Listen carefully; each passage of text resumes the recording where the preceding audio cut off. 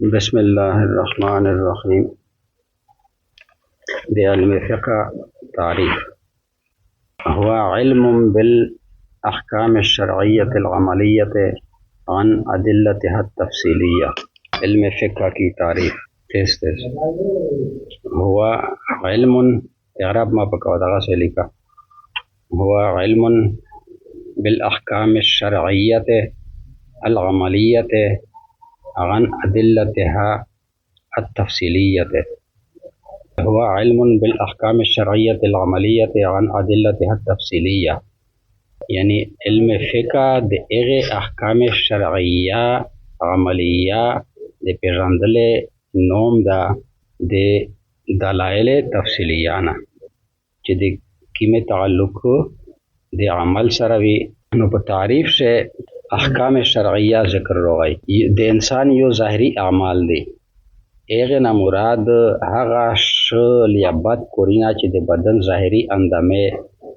مثلا لوس، پښې، غوږ، پزه، حلق وغیرہ نه ادا کیږي،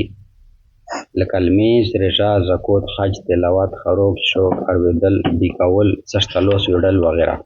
دا ظاهری اعمال دي. احکام د حکم جمع دو، شرعیه شریعت طرف ته منسوب ده. احکام شرعیه هغه احکام ته ویل شي چې د شریعت طرف ته منسوب وي، یعنی شریعت نه ماخوذ شوی وي.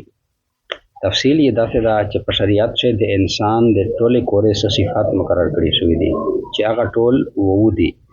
فرض، واجب، مستحب، مباح، حرام، مکروه تحریمی، مکروه تنزیهی. دغه صفات ته احکام شرعیه وایي. د انسان هر چاره د پورا د دغه احکام زخایونه یو حکم شرعي ضرور مقرر ده، یعنی د بنده هر عمل د شریعت په لحاظ سره یا فرض ده، یا واجب ده، یا مستحب ده، یا مباح ده، یا حرام ده، یا مکروه. پس د هر شی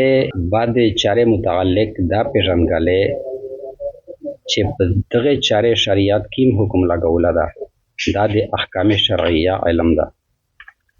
مثلا دا پیژندل چې زکات فرض ده، د سلام جواب ورکول واجب دي، مړی نه مخش لوس وینځل مستحب دي، په بس شه سفر کول مباح دي،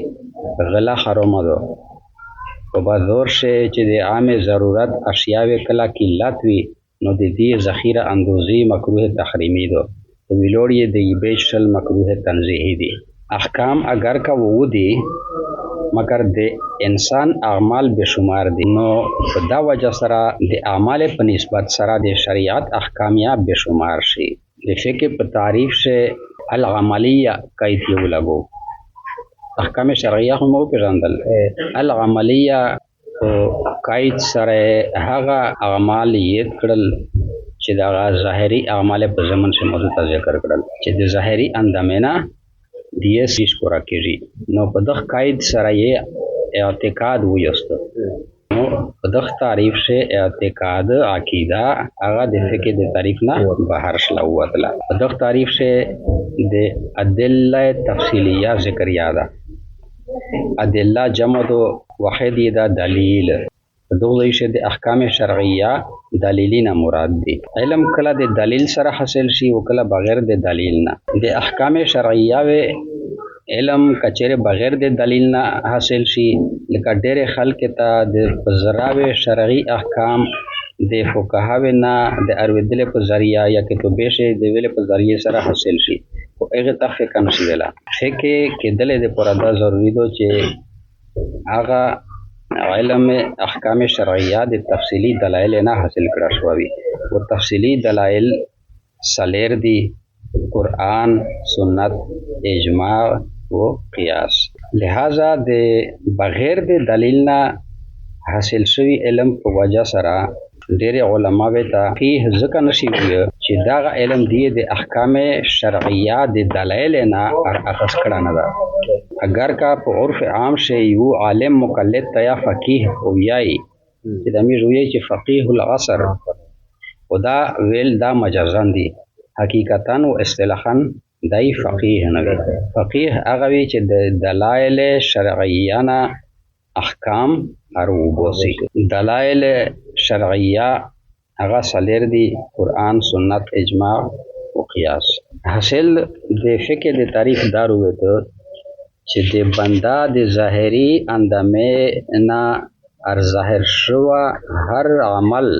چې د هغه متعلق قرآن، سنت، اجماع یا د قیاس مفصل دلایل په ذریعه سره د دغه پیژندلې ته فقه وایي چې دا چار فرض دو یا واجب دو یا مستحب دو یا حرام دو یا مکروه تحریمی دو یا مکروه تنزیهی. د علم فقه موضوع په یو علم چې د کیم شي د حالات او صفات په لحاظ سره بحث کیږي هغه شي ته د علم موضوع وایي. په فقه شي چونکه د انسان ظاهري افعال صفات په لحاظ سره بحث کیږي لہذا د فقه موضوع د انسان ظاهري افعال دي یعنی افعال المکلف.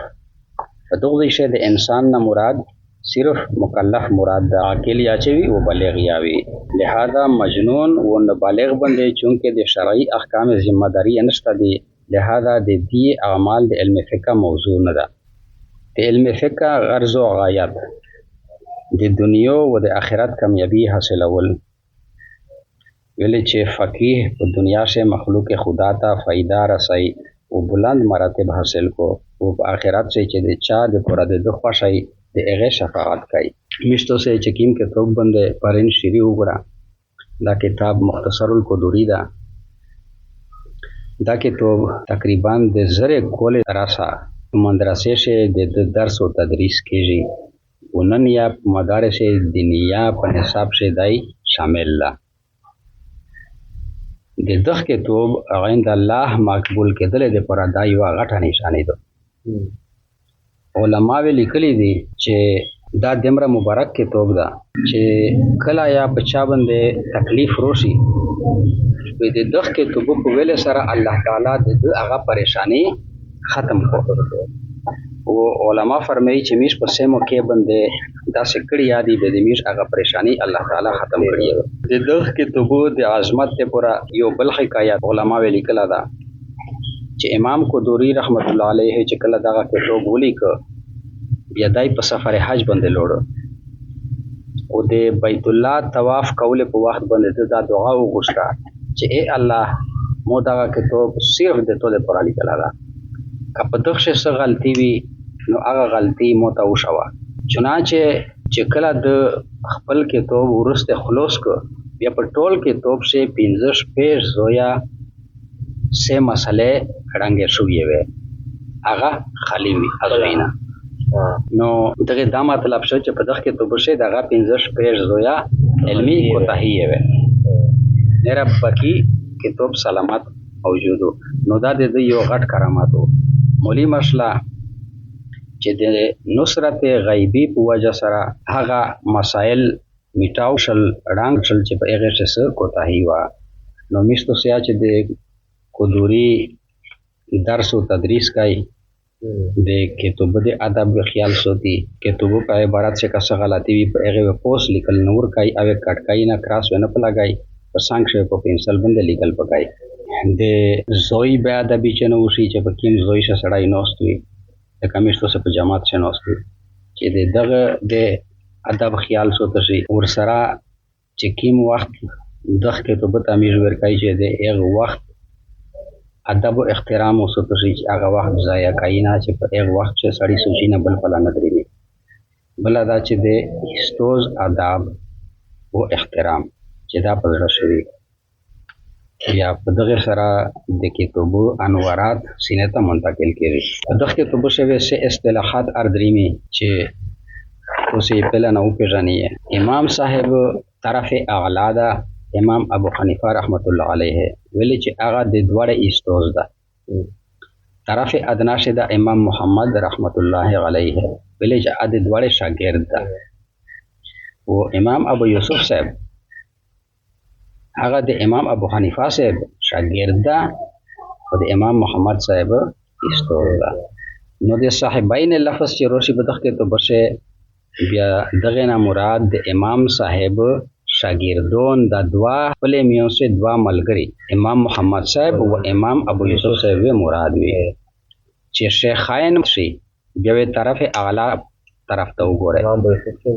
एगना मुराद भी हज़रत इमाम अबू हनीफा रहमतुल्लाह अलैहि व इमाम अबू यूसुफ रहमतुल्लाह अलैहि वो कचरे दे तरफ़ाइन ज़िक्र रो गई जब तरफ़ाइन से तरफ़ आला इमाम अबू हनीफा साहब वो तरफ़ अदना इमाम मोहम्मद साहब मुराद भी ठीक शो। बिस्मिल्लाहिर्रहमानिर्रहीम शी को पनम दे अल्लाह सरा अच्छी मेहरबान और रहम कवीन कदा अल्हम्दुलिल्लाह रब्बिल आलमीन दे हर किस्म सिफतीना अल्लाह ताला दे पुरादी चे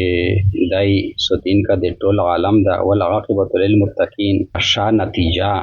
दे डरे दिन की खल्क दे पुरादो आक़िबत शा नतीजा वस्सलातो व दुरूद दा नाज़िलवी अस्सलाम व सलाम दा अला रसूलिही व रसूल दे मोहम्मदिन चे पोकनोमी मोहम्मद दा सल्लल्लाहु अलैहि वसल्लम व आलिहि व पटबरे दे व अस्हाबिही अजमाइन व अस्हाब दे टोले क़ाल शेखुल इमामुल अजल फरमाइली दी शेख इमाम अजल अश-शेख चिदाई दखबल वक्त शेख हो अल इमाम ची पेशवा दे दीन हो अल अजल ची दिले मरतबे वलू अज़-ज़ाहिद ची दे दुनिया ना बेरुग़बत हो अबुल हसन दगा बेदा सिवियाई अबू मुज़ाफ़ता अल हसन बंदे दे मुज़ाफ़ इलैहि इग़राब रोशी अबुल हसन गवेदा मुबदल में होशी मुबदल में हो द बकी जुमला वे बदल जोड़ेरी नो इग़राब पर मुज़ाफ़ जारी केजी अबू मरफूदा नो अहमद व मरफू है दवेदा सिविये अबुल हसन अहमदो इस अहमदो मौसूफ हुआ किया केजी इब्नो मुहम्मद दाए सिफत हुआ किया केजी मौसूफ सिफत इग़राब यो के समवी नो अहमद इब्नो मुहम्मद मोहम्मद पर दाल बंदे हुए इग़राब दे जरर से अहमद इब्नो मुहम्मद इब्ने जाफ़र अल बगदादी अल मारूफ बिल क़ुदूरी है अबुल हसन दा दे इसमें कुनियत था अहमद यखबल नोम दा वालिद साहब ये मोहम्मद नमद निके जाफ़र नमद बगदाद दा शहर दा इराक से बगदादी से दा या मुशद्ददा दा या निस्बती दो बदगे खुतबा से क़ाल शेख नवंसा अल मारूफ बिल क़ुदूरी रसा यानी क़ाल शेखुल इमामुल अजल्लु ज़ाहिदु अबुल हसन अहमद इब्नु मुहम्मद इब्ने जाफ़र अल बगदादी अल मारूफ बिल क़ुदूरी दा जुमला दे इमाम क़ुदूरी रहमतुल्लाह अलैहि यो शागिर्द इजाफा करी दो किताब क़ुदूरी से मुसन्निफ चीवी साहिब किताब आज़ोन दे पूरा देमरा आदाब व अलकाब न लिखी नो दा शागिर्द लिखली दी इख्तिरामन नो हमद ज़िक्र श हमद तारीफ़ कौल तवियाई खूबी बयानवल दा लुग़वी तारीफ़ से इस्तिलाही तारीफ़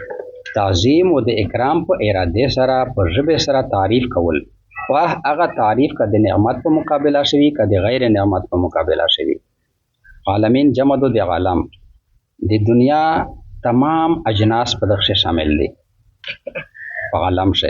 लका आसमान पेजमाई मियर टोल स्तेरी हवा बिजली बारान फरिश्ते जिन्नात मज़का के टोल मखलूक़ात खैवानात आबी मखलूक़ात नबातात